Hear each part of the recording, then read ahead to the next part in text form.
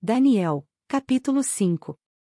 Muitos anos depois, o rei Belsazzar deu um grande banquete para 1000 de seus nobres e bebeu vinho com eles. Enquanto Belsazzar tomava vinho, ordenou que trouxessem as taças de ouro e prata que seu antecessor, Nabucodonosor, havia tirado do templo em Jerusalém. Queria beber nessas taças com seus nobres, suas esposas e suas concubinas.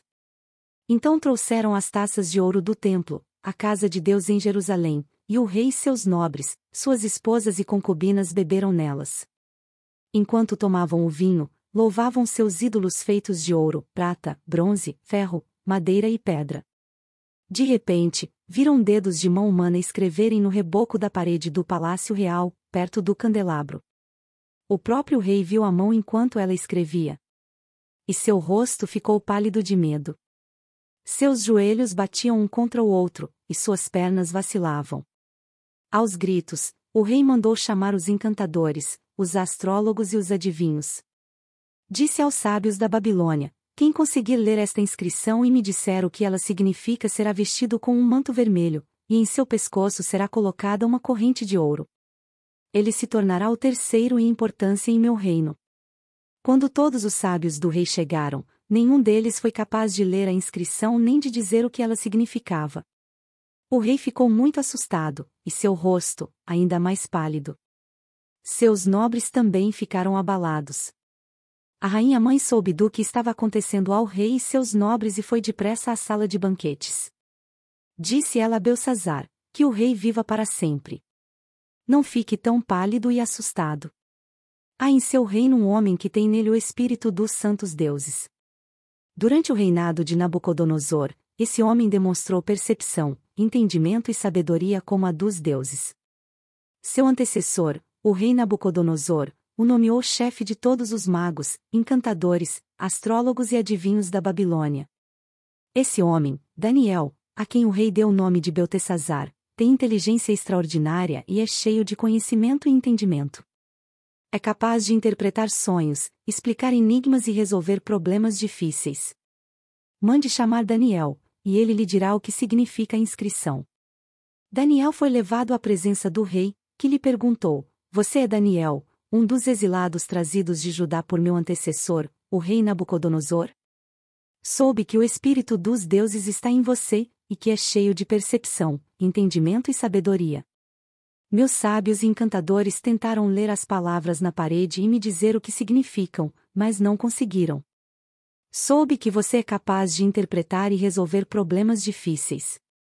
Se conseguir ler as palavras e disser o que significam, será vestido com um manto vermelho, e em seu pescoço será colocada uma corrente de ouro.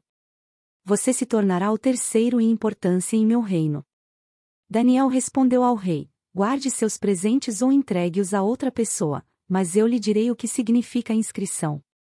Ó rei, o Deus Altíssimo deu soberania, majestade, glória e honra a seu antecessor, Nabucodonosor.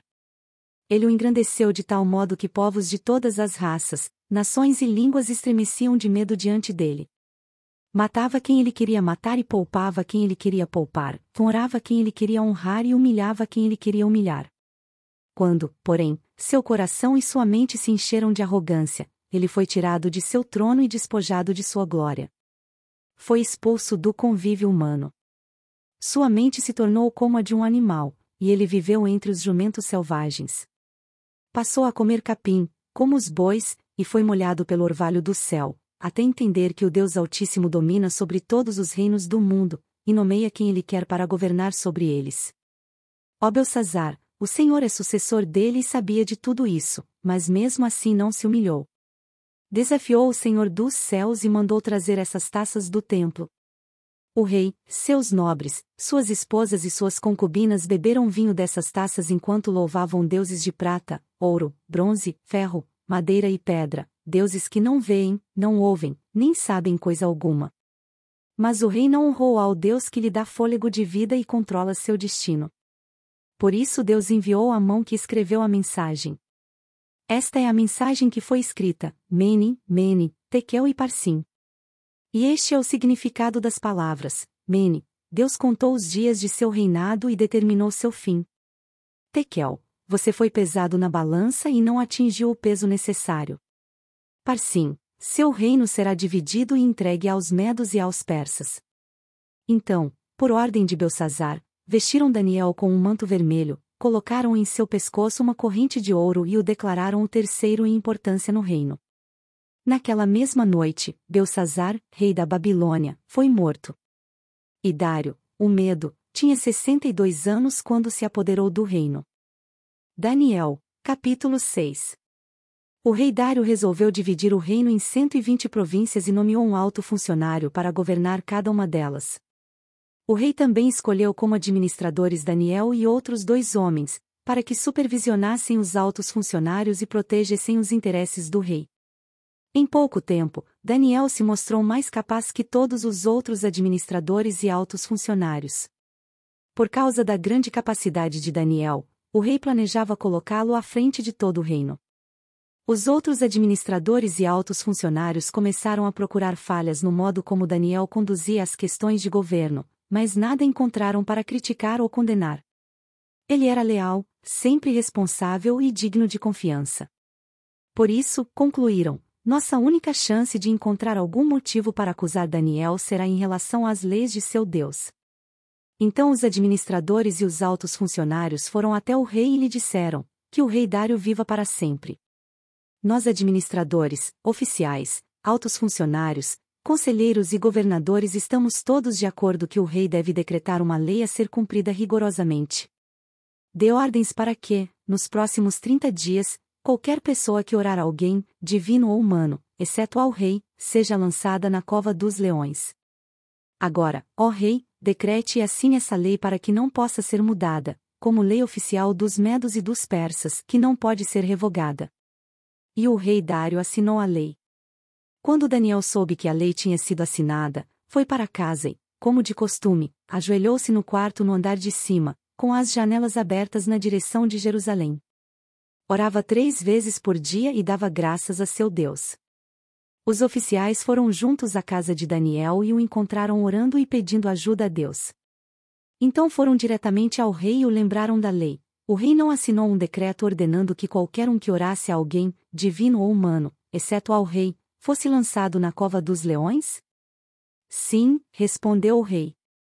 Essa decisão está em vigor, é uma lei oficial dos medos e dos persas, que não pode ser revogada.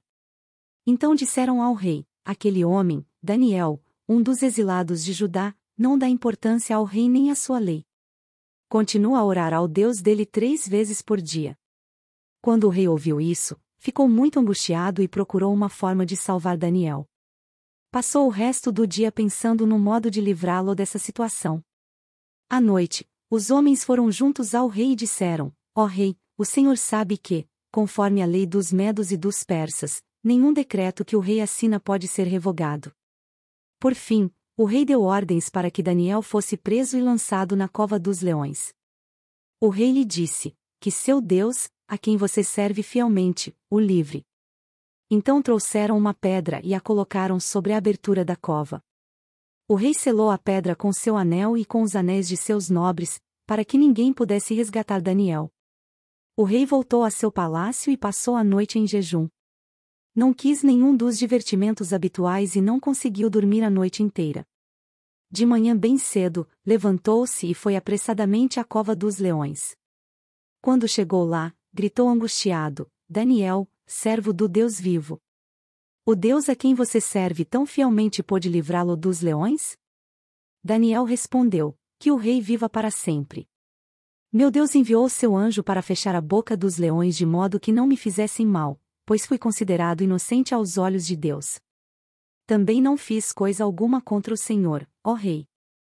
O rei ficou muito alegre e ordenou que tirassem Daniel da cova. Não havia sequer um arranhão nele, pois havia confiado em seu Deus. Em seguida, o rei ordenou que prendessem os homens que haviam acusado Daniel. Ordenou que fossem lançados na cova dos leões junto com suas esposas e seus filhos. Os leões os atacaram e os despedaçaram antes que chegassem ao fundo da cova.